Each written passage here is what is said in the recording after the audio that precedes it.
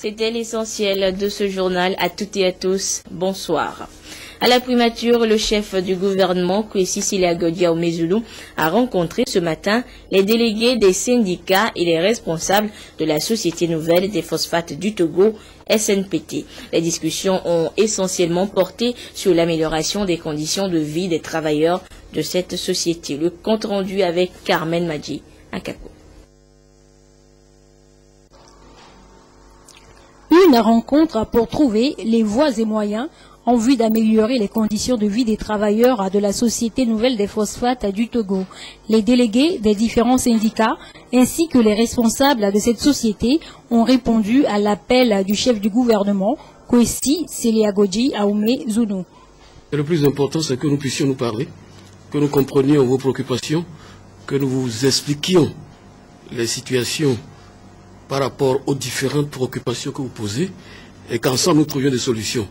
Je pense que si vous êtes venus, nous arriverons effectivement à proposer des solutions qui vous permettront de reprendre le travail. Parce qu'il y a un élément important que nous devons tous avoir à l'esprit, je pense que c'est la même chose pour vous aussi, c'est que l'outil de production ne doit pas être cassé.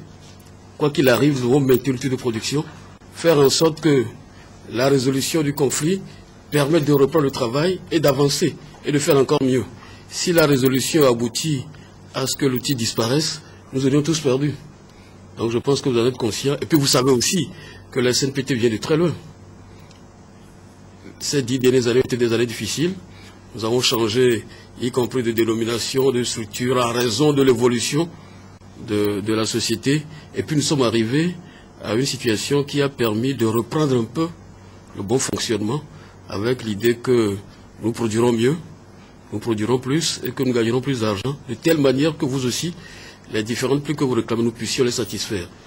Mais à l'avance, nous devons avoir l'esprit que lorsqu'il y a des difficultés, nous devons toujours avoir le souci du maintien de l'outil de production.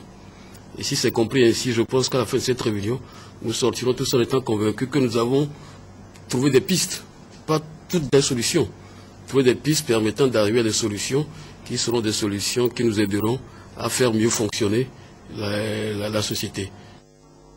Les discussions ont été fructueuses et les représentants des travailleurs se disent satisfaits. Ça s'est déroulé dans une bonne ambiance et on a compris que le Premier ministre est très regardant sur tout ce qui se passe à la SNPT et il a dit qu'il est aussi ouvert pour que nous puissions trouver une solution. À l'endroit des travailleurs, il faut qu'ils comprennent que le Premier ministre a pris en compte toutes nos préoccupations. Et la conclusion de nos travaux, c'est que c'est vrai que le Premier ministre est très ouvert. Nous allons aussi venir leur apporter le message. La Société nouvelle des phosphates du Togo est née le 14 mai 2007 suite à la fermeture de l'International Fertilizer Group IFG Togo. Cette société dispose de 2 carrières d'extraction de phosphate à Hautoué et à Kogame. Le président de l'Assemblée nationale informe les honorables députés que la 11e séance plénière de la 2e session ordinaire de l'année aura lieu le mardi 30 décembre 2014 à 9h au Palais des Congrès, siège de l'Assemblée nationale. Je vous le disais en titre, l'Union togolaise de banque UTB offre une ambulance d'un coût total de 45 millions de francs CFA au corps des sapeurs-pompiers de Lomé ce vendredi. Un geste humanitaire à l'occasion de son cinquantenaire afin de contribuer à la protection civile et au développement national. Ce don a été remis au ministre de la Sécurité par son collègue des Finances, président du conseil de surveillance de l'UTB. Le compte rendu avec Dodo Haré et Nathalie Banégué. Au centre de leurs actions de secourisme des accidentés de la circulation, les sapeurs-pompiers font une série d'examens sur les victimes avant de procéder au relevage, au brancardage et à l'embarquement, comme le montre d'ailleurs cette simulation. Vite secourir, c'est ce à quoi sera destinée cette nouvelle ambulance de 45 millions de francs CFA, doublée d'une dotation de 1000 litres de carburant.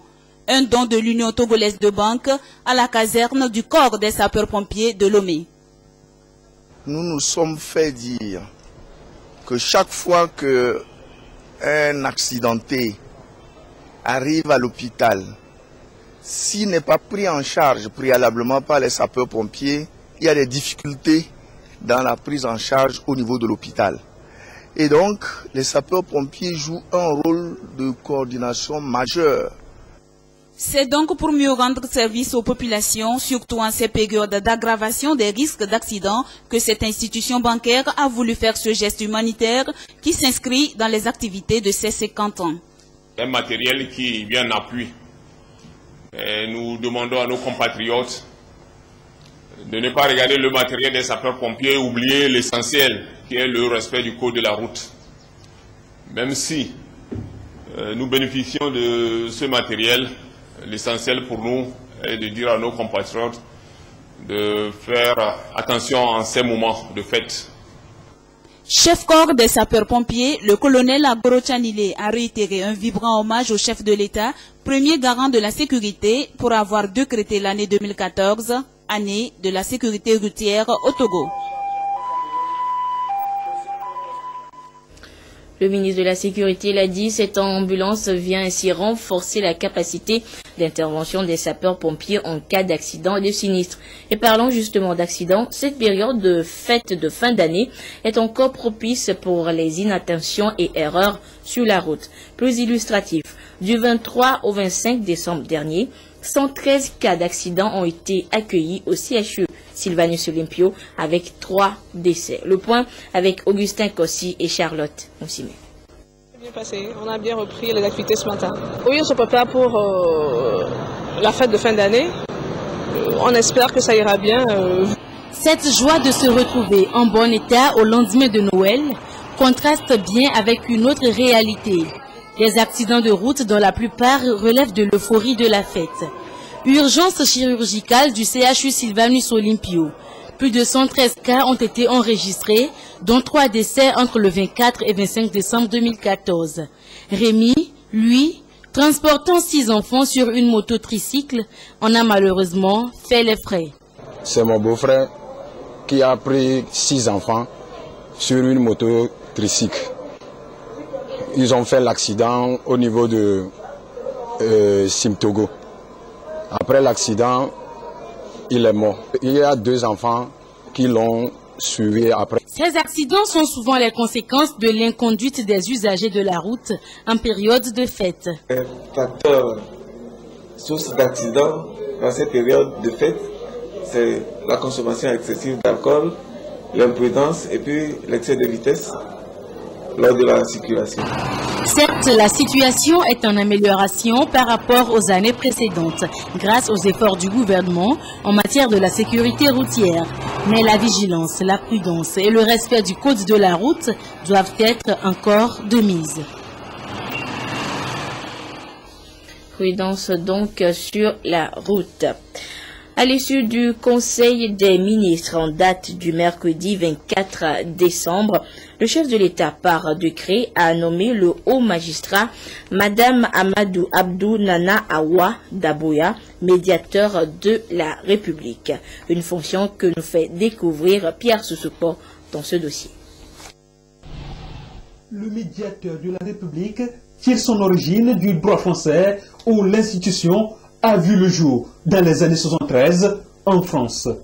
On l'a voulu une personne indépendante dont la mission est de rechercher des solutions amiables pour un conflit qui oppose l'administration publique aux administrés. En tant qu'autorité administrative indépendante, le médiateur ne peut recevoir ni d'ordre ni d'instruction.